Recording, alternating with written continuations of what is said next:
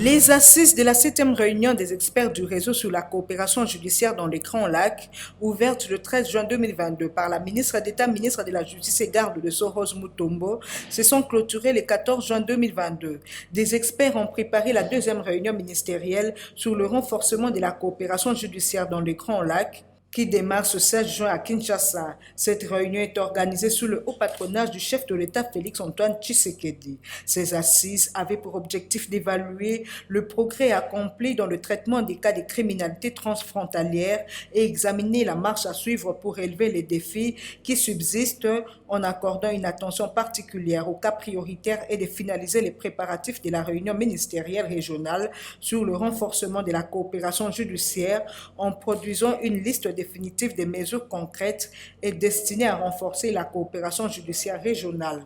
Il s'agissait enfin de s'accorder sur un modèle de lignes directrices en matière d'entraide judiciaire dans les affaires pénales, utilisables pour leur application au niveau national d'autre part. Pour sa part, Pierre Giraud, magistrat français à Paris en France et expert à l'occasion de ces travaux, ancien adjoint à l'autorité centrale française en matière de coopération pénale internationale, pense que pour tous les États, c'est un défi permanent parce que les criminels ont souvent une longueur d'avance et sont organisés. Je pense que pour tous les États, c'est un défi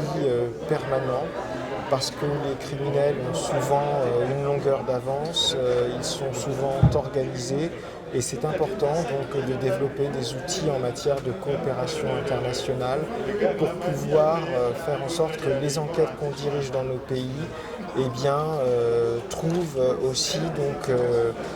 des résonances dans les pays étrangers, qu'on puisse avancer ensemble pour lutter contre le crime. Non, je pense que vous soulevez effectivement une vraie question. Nous avons chaque pays a ses lois parce que les lois sont l'expression d'une culture